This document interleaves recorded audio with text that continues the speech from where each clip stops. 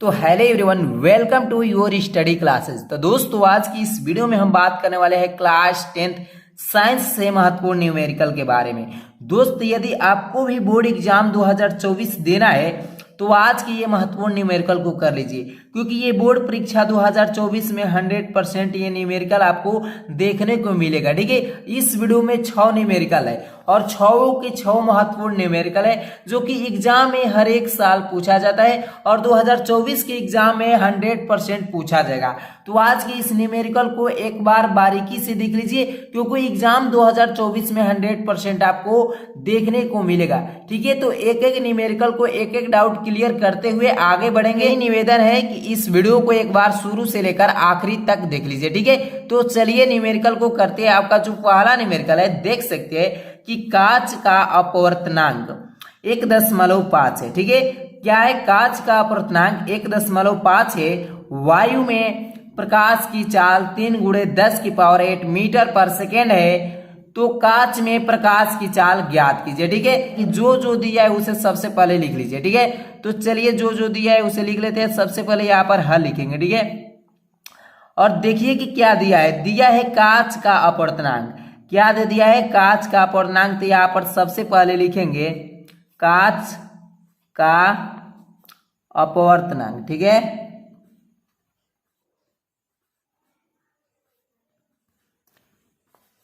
कांच का अपवर्तनांक कितना दिया है? तो कांच का अपवर्तनांक n 1.5 है। ठीक है, यानी इसको हम n लिख सकते हैं। अब वायु में प्रकाश की चाल। ठीक है, तो यहां पर लिख लीजिए वायु में प्रकाश की चाल। ठीक है, वायु में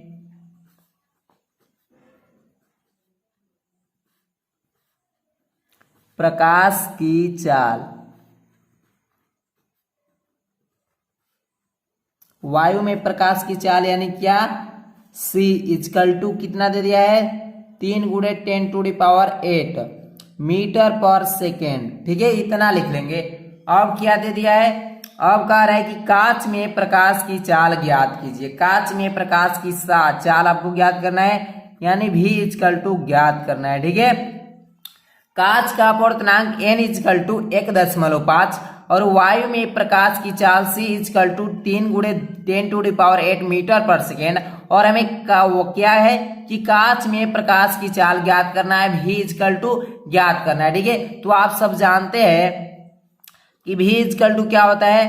तो c/n होता है। क्या होता है? v = c/n। ठीक है, अब यहां से आप मान को क्या कर सकते हैं? पुटअप करके इसका मान ज्ञात कर सकते हैं। और c का मान हमारा क्या दिया है? तो c का मान 3 × 10⁸ मीटर पर सेकेंड और बट्टा में n यानी अपवर्तनांक 1.5 है। कितना है? 1.5 है।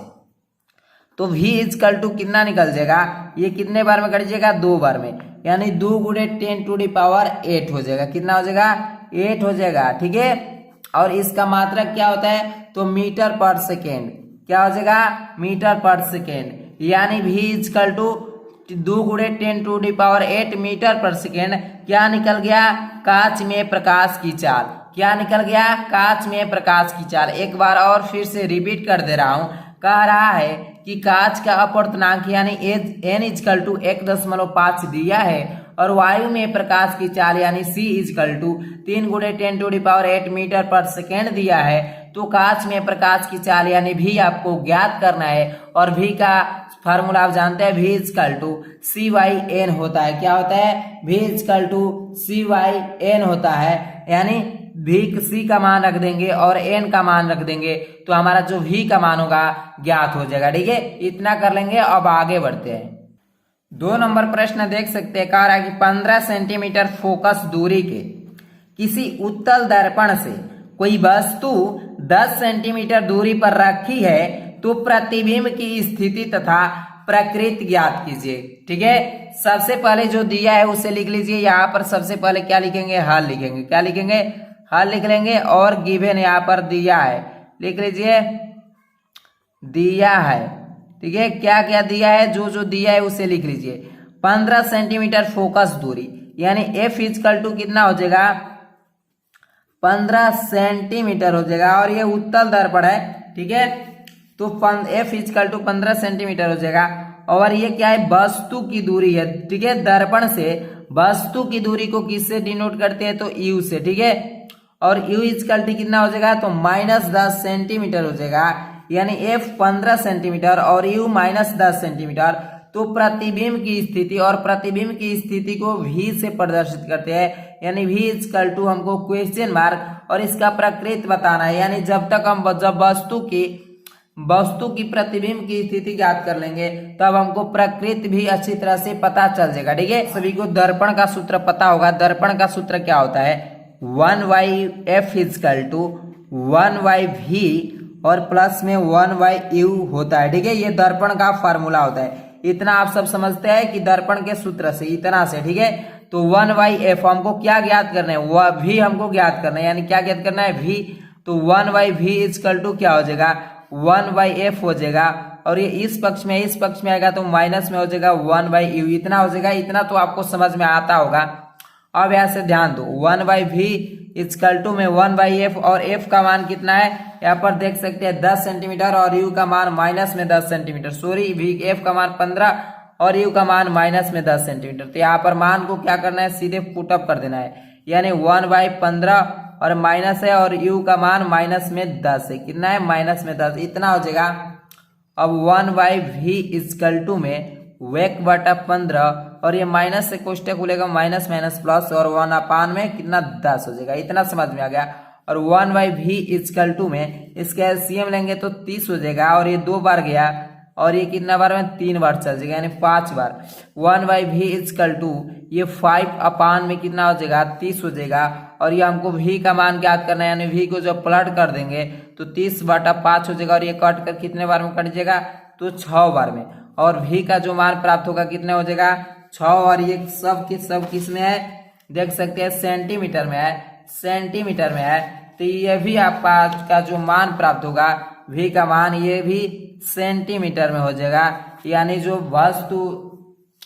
प्रतिबिंब की दूरी होगी 6 सेंटीमीटर हो जाएगा, यानी प्रतिबिंब की स्थिति जो होगी 6 सेंटीमीटर। और यहाँ पर देख सकते हैं क्या क्या पूछा था, यानी पूछा था कि प्रतिबिंब की स्थिति, तो प्रतिबिंब की स्थिति यानी v अभी इक्वल टू 6 सेंटीमीटर हमको प्राप्त होगी। दर्पण से इधर आपकी क्या बनेगा, प्रतिबिंब बनेगा, यानी ये प्लस में है तो इधर बनेगा तो क्या बनेगा, आभासी बनेगा, ठीक है। तो प्रकृत में क्या लिखेंगे कि वस्तु की जो प्रकृत होगी, और प्रकृत में क्या लिखेंगे, यहाँ पर प्रकृत पूछ रहा है ना, तो प्रकृत में ये देख सकती है प्लस में आया, यानी प्लस में आया तो क्या बना है, आभासी बना है। क्या बना है, आभासी। और आभासी बनता है तो सीधा बनता है, क्या बनता है, आभासी और आभासी तो सीधा। देख सकते हैं कि जो प्रतिबिंब की स्थिति है, हाइट ये 6 सेंटीमीटर है और वस्तु की जो हाइट है ये 10 सेंटीमीटर है, यानी जो वस्तु से प्रतिबिंब की हाइट है ये क्या है, छोटा है, ठीक है। तो क्या लिखेंगे प्रकृति में कि प्रतिबिंब जो बनेगा आभासी बनेगा, सीधा बनेगा और क्या बनेगा, वस्तु से छोटा बनेगा। क्या बनेगा, वस्तु से छोटा बनेगा, यही प्रकृति में लिख देंगे, ठीक है।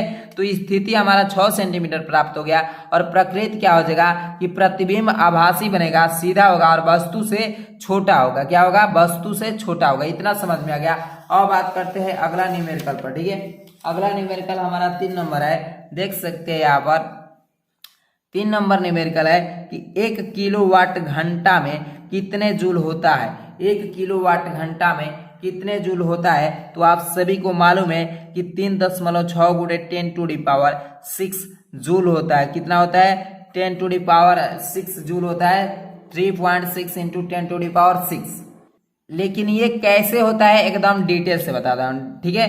कह रहा है कि 1 किलोवाट घंटा, ठीक है। सबसे पहले समझिए, लिख लीजिए यहाँ पर 1 किलोवाट, यहाँ पर घंटा को h लिख दीजिए, ठीक है। इतना लिख लेते हैं, यहाँ पर 1 घंटा लिख दीजिए। अब ये बताओ कि 1 किलो में कितना आ जा, तो 1000 वाट हो जाएगा। कितना हो जाएगा, 1000 वाट हो जाएगा। और 1 घंटा में कितने सेकेंड होता है, तो 3600 सेकेंड होता है। क्या होता है, 3600 सेकेंड होता है। और 1000 ये वाट है, ठीक है। अब देख सकते हैं यहाँ पर 1000 वाट है, ठीक है। और हमको लाना है जूल में, तो जूल में लाने के लिए क्या करेंगे, 1000 और वाट को किसमें, जूल प्रति सेकेंड में बदल देंगे। क्या हो जाएगा, जूल प्रति सेकेंड। और यहाँ पर हो जाएगा 3600 सेकेंड है, ठीक है। और ये बट्टा में है और ये अंश में है, यानी अंश और हर है, तो अंश हर से कट जाएगा, सेकेंड से सेकेंड, और ये 3600 हो जाएगा। 36 और गुणा में क्या हो जाएगा 1000 हो जाएगा, यानी ये जूल में हो गया। ये किस में कन्वर्ट हो गया, तो जूल में कन्वर्ट हो गया।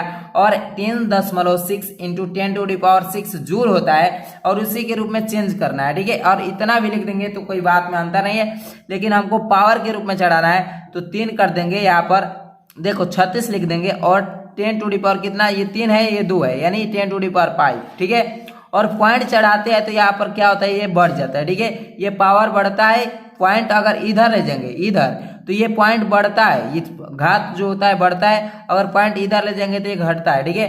तो क्या हो जाएगा 10, ये दशमलव कुछ नहीं है तो मान लीजिए यहाँ पर है, कहाँ पर है, यहाँ पर है। और इधर इस पक्ष इधर ले जाएंगे तो यहाँ पर घात ऊपर में बढ़ेगा, ठीक है। और इधर लाएंगे तो ये घात जो होगा नीचे में घटेगा, तो इधर ले जा रहे हैं दशमलव को, तो 3.6 और क्या हो जाएगा 10⁵ है ना, तो एक बढ़ जाएगा यानी 6 हो जाएगा। और ये किस में कन्वर्ट हो गया, जूल में कन्वर्ट हो गया, ठीक है। तो 3.6 इंटू 10⁶ जूल होता है। 1 किलोवाट घंटा में कितने जूल होता है, तो 3.6 इंटू 10⁶ जूल होता है। इतना समझ में आ गया। अब बढ़ते हैं आगे।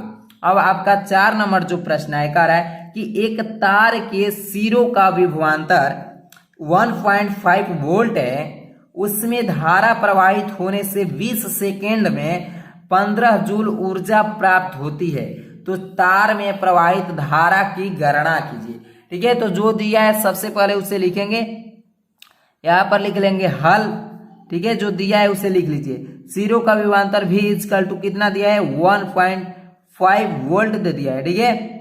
और देख सकते हैं कि उसमें धारा प्रवाहित होने से 20 सेकेंड, यानी समय जो लगता है कितने का लगता है, तो 20 सेकेंड का लगता है। और ये जो है 15 जूल ऊर्जा क्या होती है, प्राप्त होती है।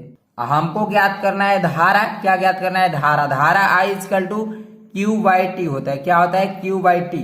अब ये समझो कि T हमें पता है, क्या है, T हमें पता है, बट जो Q आवेश है हमको पता नहीं है, क्या आवेश हमको पता। तो सबसे पहले हमको क्या ज्ञात करना पड़ेगा, Q ज्ञात करने के बाद, यानी आवेश equal to Q equal to क्या हो जाएगा, W/V हो जाएगा। और हमको W भी पता है और V भी पता है। W यानी ऊर्जा हमको जो पता है कितना है, 15 जूल, और V हमको 1.5 वोल्ट पता है। तो क्यों ना हम सबसे पहले आवेश यानी Q को ही ज्ञात कर ले, ठीक है।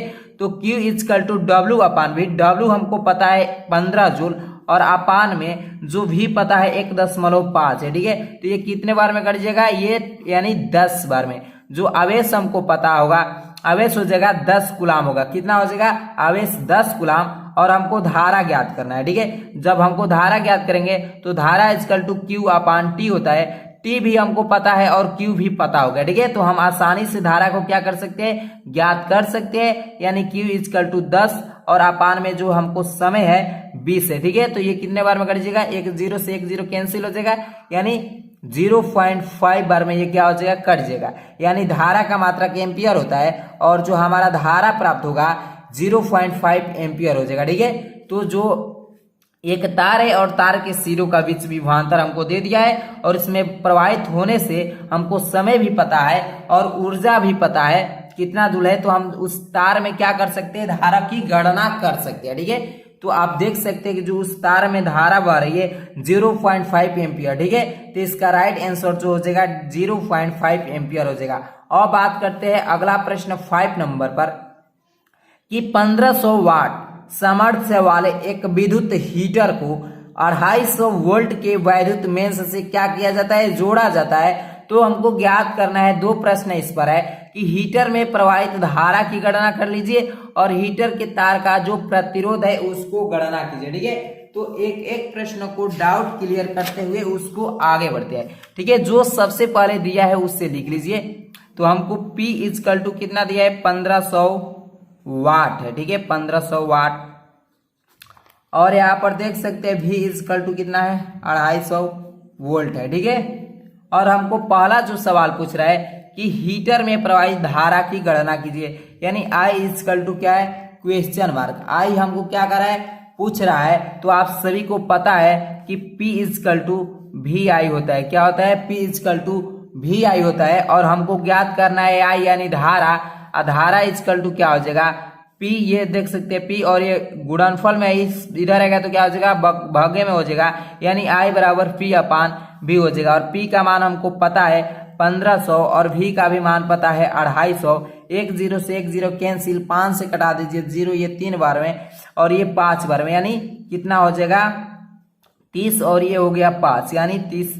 तो I is equal to 30/5 is equal to में कितना हो जाएगा यानी 6 एम्पियर हो जाएगा। ठीक है, धारा का जो मान प्राप्त होगा 6 एम्पियर हो जाएगा। ठीक है, तो आपका हीटर में कितने धारा प्रवाहित हो रही है, तो 6 एम्पियर की धारा प्रवाहित हो रही है। इसका यही राइट हो जाएगा, आंसर हो जाएगा। अब बात करते हैं प्रश्न नंबर 2 पर। 2 नंबर है कि हीटर में तार का प्रतिरोध हमको गणना करना है, यानी R is equal to question mark R हमको ज्ञात करना है। ठीक है, तो R इजकल टू क्या होता है, तो R इजकल टू V/I होता है। क्या होता है, R इजकल टू V/I। अभी हमको भी पता है, वोल्ट हमको पता है 250 और क्या है धारा भी पता है 6 एम्पियर। तो इसे आप क्या कीजिए, हल कर लीजिए, यानी 3 बार जाएगा, सॉरी 4 बार जाएगा, 1 हो जाएगा या पुनः 1 बार फिर जाएगा। ठीक है, इसी प्रकार कितना बचेगा 6 4 हो जाएगा, यानी 6 36 6 7 जो आपका ये और प्रतिरोध हो जाएगा, प्रतिरोध का मतलब ओम हो जाएगा। ठीक है, तो 41.67 जो होगा ओम हो जाएगा इसका प्रतिरोध। ठीक है, तो धारा इसमें कितने की प्रवाहित हो रही है, तो 6 एम्पियर की, और इसमें प्रतिरोध कितने हो रहा है, तो 41.67 ओम इतना। ठीक है,